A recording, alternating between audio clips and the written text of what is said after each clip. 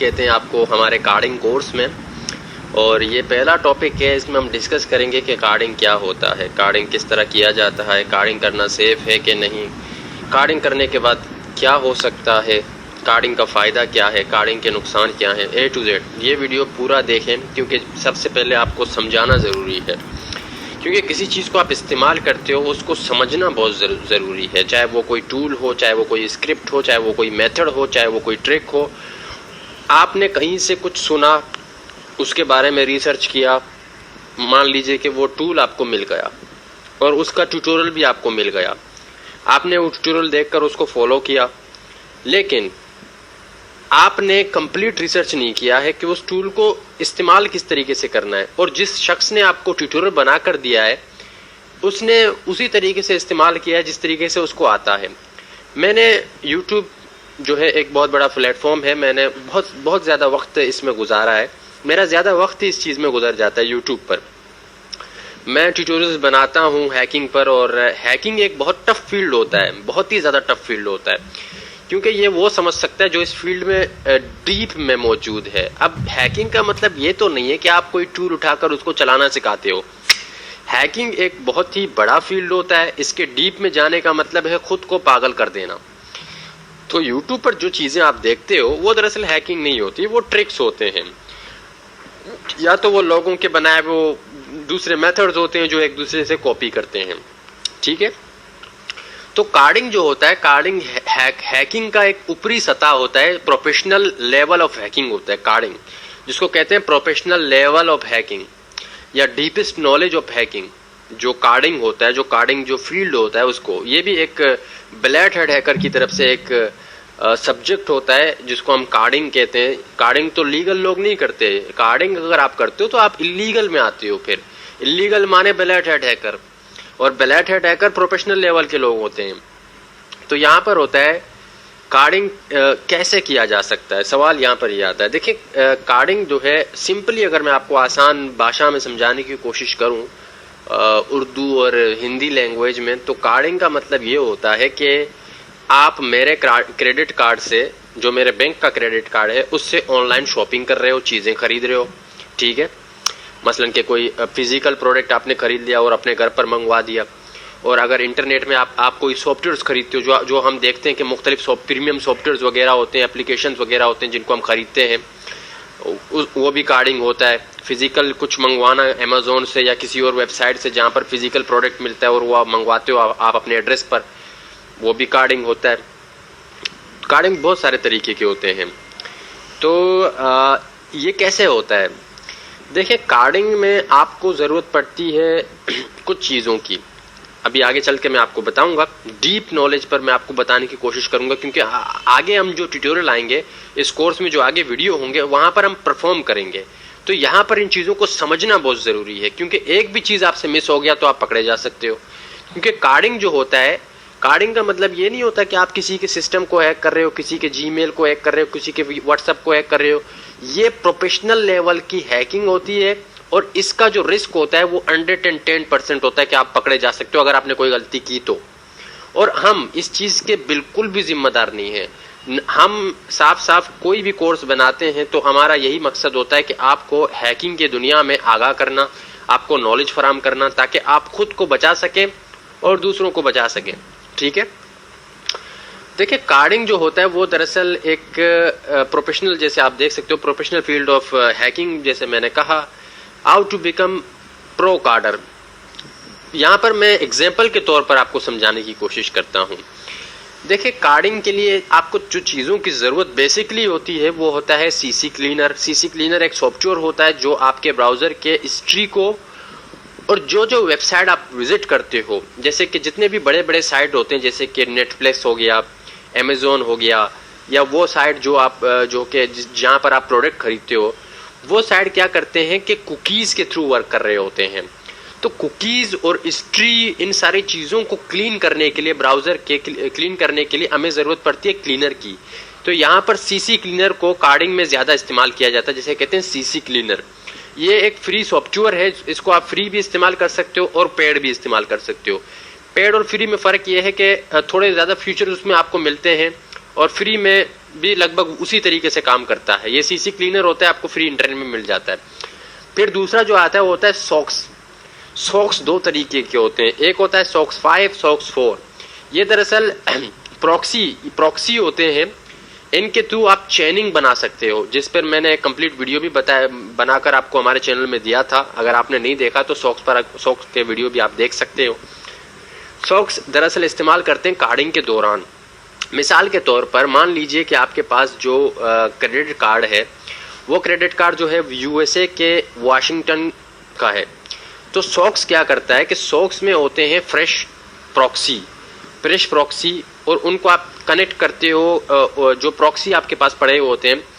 तो सॉक्स जो गैदर जो सॉफ्टवेयर्स होते हैं, सॉक्स गैदर सॉफ्टवेयर्स, वो आपको दिन भर जो है, अगर आप उनको सर्च करोगे या रिफ्रेश करने की कोशिश करोगे प्रॉक्सी के लिए, तो वो आपको लेटेस्ट प्रॉक्सी निकाल कर देते हैं।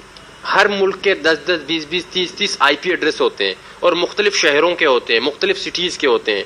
मान लीजिए कि आपका जो कार्ड है, आपका जो सीसी है, वो वाशिंगटन का है, तो आपको वाशिंगटन के ही आईपी एड्रेस से कनेक्ट होना होगा। अगर आमतौर पर आप वीपीएन का इस्तेमाल करते हो, तो वहां पर कुछ वीपीएन में आपको वाशिंगटन दिया जाता है, कुछ वीपीएन में नहीं दिया जाता, कुछ वीपीएन किसी और मुल्क जो है यूएसए दिखाता है, तो किसी और आईएसपी से कनेक्ट करता है। तो इस काम के लिए इस्तेमाल करते हैं सॉक्स को। सॉक्स आसानी होता है सेलेक्ट आईपी एड्रेस के लिए, यानी उसी आईपी एड्रेस के लिए जो आपके सीसी को मैच करे, इसके लिए होता है सॉक्स। सॉक्स 4 का ये होता है कि एचटीटीपी होता है प्रोटोकॉल, और सॉक्स 5 का होता है एचटीटीपी, ज्यादा सिक्योर होता है। और दूसरा आता है आरडीपी या वीपीएन। देखें, आरडीपी जो होता है वो होता है रिमोट डेस्कटॉप प्रोटोकॉल। जैसे आमतौर पर वो थीम वेबर होता है। थीम वेबर एक सॉफ्टवेयर होता है जिससे आप किसी के कंप्यूटर से कनेक्ट हो सकते हो। आरडीपी भी एक इसी तरीके का चीज होता है। इंटरनेट में आपको बहुत सारे आरडीपी वेबसाइट मिल जाएंगे जहां पर वो आपको सर्विसेज फराहम करते हैं।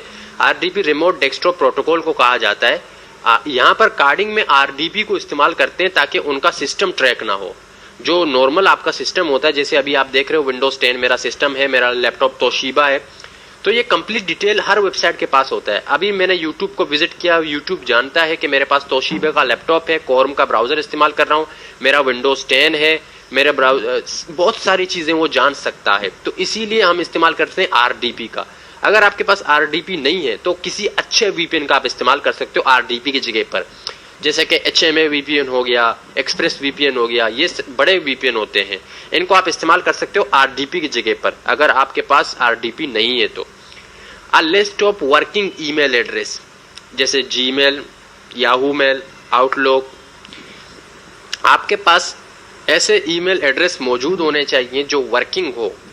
क्योंकि अक्सर आप किसी वेबसाइट को विजिट करते हो तो वहां पर जब आप कार्डिंग करने की कोशिश करते हो तो वहां पर आपको एक ईमेल एड्रेस हर हाल में डालना पड़ता है, चाहे वो अमेज़न हो, चाहे वो कोई नॉर्मल प्रोडक्ट हो। अगर आप सॉफ्टवेयर बाय करना चाहते हैं, उस ईमेल से वेरीफाई किया जाता है, ठीक है, वेरीफाई किया जाता है, और आपको जो है मजीद जो प्रोसेस होता है आगे का बताते हैं। या तो आपको कंफर्म करते हैं कि हाँ आपका पेमेंट हो गया, और वो ईमेल का पासवर्ड और जो है आपके पास ईमेल होना चाहिए और वर्किंग होना चाहिए।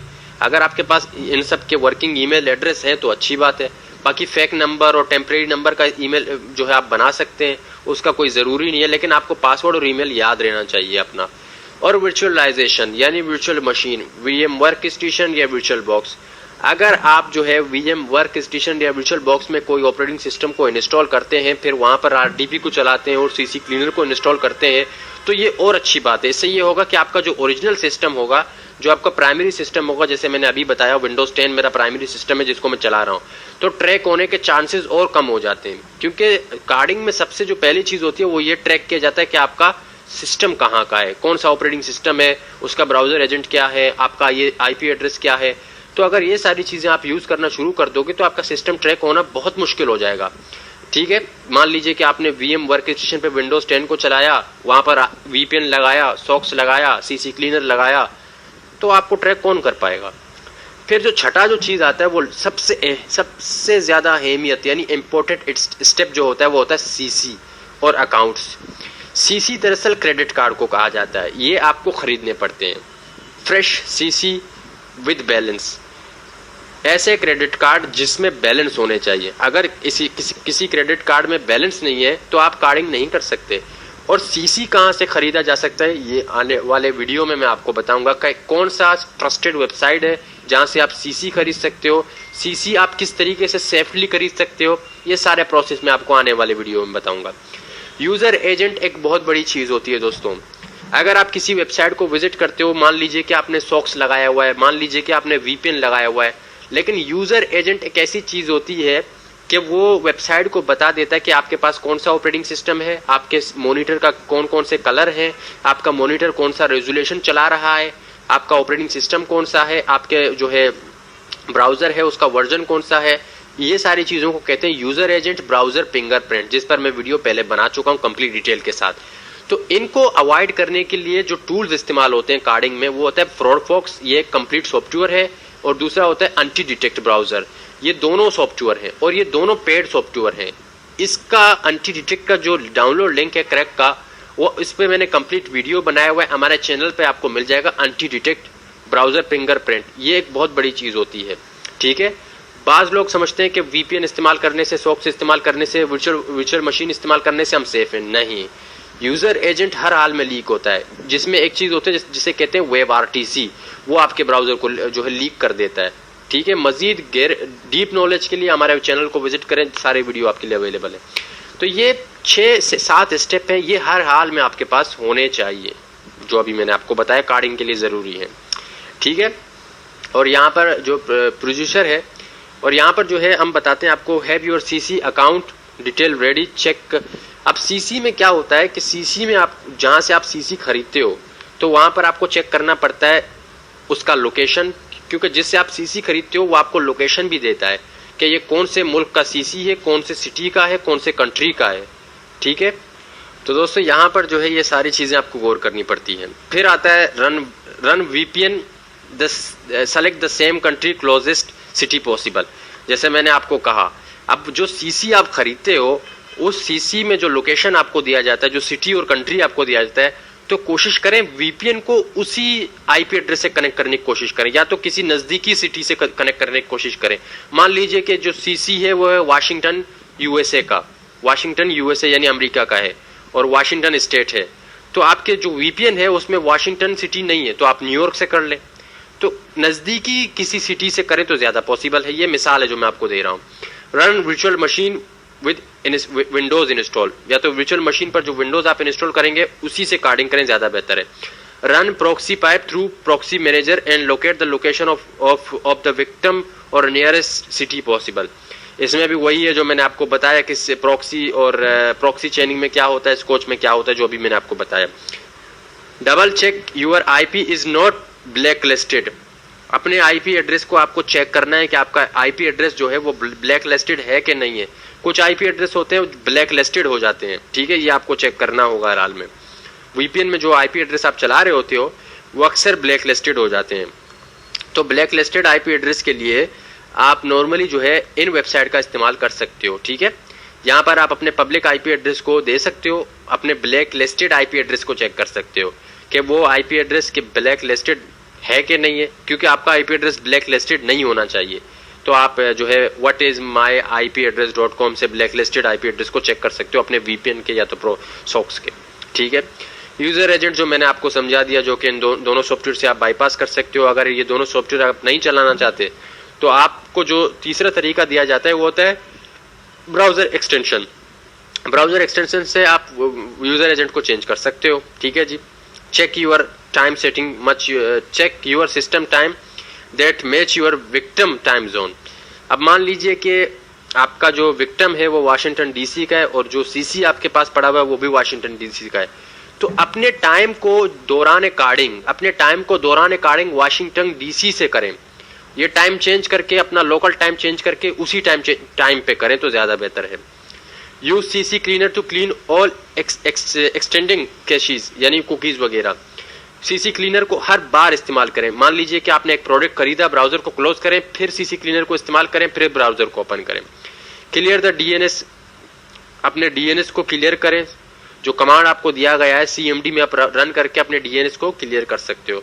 लॉन्च द इंटरनेट फायरफॉक्स, जो कार्डिंग में जो सबसे ज्यादा इस्तेमाल किया जाता ब्राउजर है वो है फायरफॉक्स। क्रोम पे कभी भी कार्डिंग मत करें, कोशिश करें कि फायरफॉक्स पर ही करें। चेक यूर आइडेंटिटी, अपने आइडेंटिटी को चेक करें और make sure your all information are correct. अपने आइडेंटिटी को चेक करने के लिए जो दो वेबसाइट आपको दिए जाते हैं, एक होता है हु वी आर, ये एक सबसे अच्छा वेबसाइट है जो आपको पूरा डिटेल देता है कि आपका आईपी एड्रेस क्या है, आपका आईएसपी क्या है, आपका ऑपरेटिंग सिस्टम क्या है, आपका ब्राउजर का वर्जन कौन सा है, आपका डीएनएस क्या है, आपका यूजर एजेंट डिसेबल है कि नहीं है, आपका ब्राउजर एजेंट क्या है, आपका वेब आरटीसी क्या है। ये एक ऐसा वेबसाइट है, इसको विजिट करके अपने इन्फॉर्मेशन को आप चेक कर सकते हो कि मेरा जो इन्फॉर्मेशन है वो सही है कि नहीं है। ठीक है, uer.net। और उसके बाद जब नीचे हम थोड़ा आते हैं यहाँ पर स्टार्ट योर कार्डिंग, अब जो है आप अपने कार्डिंग को स्टार्ट करें।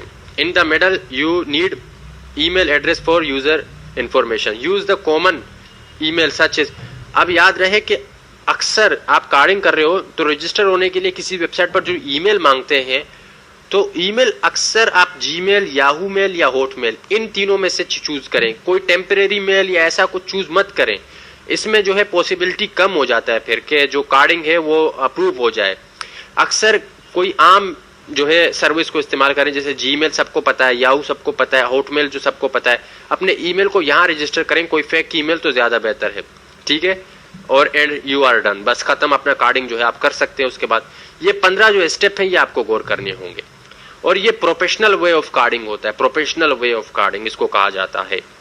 ठीक है, अब जो आने वाले वीडियो होंगे उनमें मैं आपको बताऊंगा कि फिजिकली किस तरीके से कार्डिंग किया जा सकता है, एक प्रोडक्ट मंगवाया जा सकता है जैसे अमेजोन वगैरह वेबसाइट से, और बाकी सॉफ्टवेयर किस तरीके से कार्डिंग के थ्रू हम खरीद सकते हैं, प्रीमियम सॉफ्टवेयर, प्रीमियम जो है प्लान जो होते हैं जैसे नेटफ्लिक्स वगैरह के, वो किस तरीके से कार्डिंग के थ्रू हम कर सकते हैं। यही दोनों चीजें होती हैं कार्डिंग में, और कार्डिंग के थ्रू दोस्तों लोगों करोड़ों पैसा कमा रहे हैं। मान लीजिए कि आपने कार्डिंग किया और फिर आगे सर्विसेज को भेज दिया, नेट जो व्हाट्सएप ग्रुपों में आप देखते हो, टेलीग्राम में आप देखते हो, लोग करोड़ों रुपया इन चीजों से कमा रहे हैं। तो इंशाल्लाह फिर मिलते हैं नेक्स्ट टॉपिक में। अल्लाह हाफिज।